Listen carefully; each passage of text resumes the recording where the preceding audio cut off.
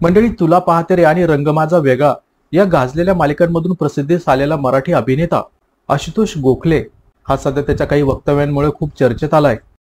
नुकतंच अभिनेता आशुतोषने सध्याच्या राजकीय परिस्थितीवर त्याचं अत्यंत परखड मत व्यक्त केलंय आणि त्याची सध्या खूप चर्चा होत आहे. नाटकं मालिकांमधून आपल्या अभिनयाची छाप सोडणारा अभिनेता आशुतोष गोखले याला घरातूनच अभिनयाचं बाळकडू मिळालं. त्याचे वडील विजय गोखले आणि आजोबा विद्याधर गोखले हे देखील अभिनय क्षेत्रातच असल्याने त्यांच्या छायेखाली आशुतोष तयार झाला. आशुतोषचे आजोबा विद्याधर गोखले यांच्यावर संघाच्या म्हणजेच RSSच्या विचारांचा पगडा होता, पण ते शिवसेनेचे खासदार होते. त्यामुळे अभिनेता आशुतोषने नुकताच कॉकटेल स्टुडिओला मुलाखत देताना सध्याच्या राजकीय परिस्थितीवर देखील त्याचं मत मांडलंय. यामध्ये त्याने सध्या सुरू असलेल्या विचारांवरही स्पष्टपणे भाष्य केलंय. त्याबरोबरच त्याचे राजकीय विचार नेमके कसे आहेत यावरही तो व्यक्त झालाय. या मुलाखतीत अभिनेता आशुतोषला प्रश्न विचारण्यात आला की तुझ्या आजोबांवर संघाच्या म्हणजेच RSSच्या विचारांचा पगडा होता, तरी ते शिवसेनेचे खासदार होते, मग तुझे राजकीय विचार नेमके काय आहेत?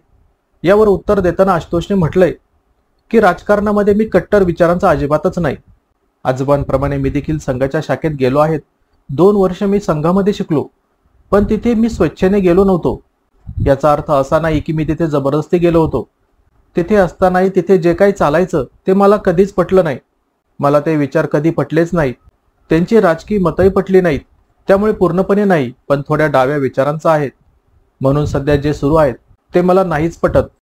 माझे आजोबा जरी शिवसेनेचे खासदार होते तरी राजकारणात तितकेसे सक्रिय नव्हते. बाळासाहेब त्यांच्याकडे आले आणि त्यांना म्हणाले की तुम्ही निवडणुकीला उभं राहावं अशी आमची इच्छा आहे. तुम्हाला आम्हाला उमेदवारी द्यायची आहे. आणि बाळासाहेबांना नाही म्हणता आलं नाही पेक्षा त्यांना नाही म्हणायची इच्छा नव्हती. त्यानंतर ते उभे राहिले आणि निवडूनही आले. पण 2014 नंतर माझ्या घरातलं वातावरण फार बदललं. म्हणजे आता जे चाललं आहे ते माझ्या घरात सगळं योग्य वाटतं आणि मला ते सगळं चुकीचं.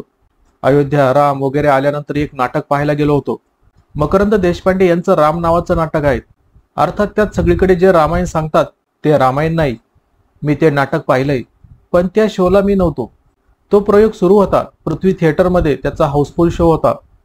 त्या नाटकात मकरंद देशपांडेंचं एक वाक्य आहे जिथे ते म्हणतात की आधी जेव्हा कोणी जय श्रीराम म्हणायचं तेव्हा छान वाटायचं, आता कोणी म्हणतं तेव्हा भीती वाटते. त्यानंतर प्रेक्षकांमधून कोणीतरी उठून म्हणतं की ती भीती वाटलीच पाहिजे.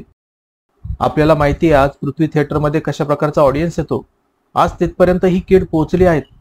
म्हणजे अशा प्रकारचं नाटक येतं त्यावर प्रेक्षकांमधून अशी प्रतिक्रिया येतात की भीती वाटलीच पाहिजे.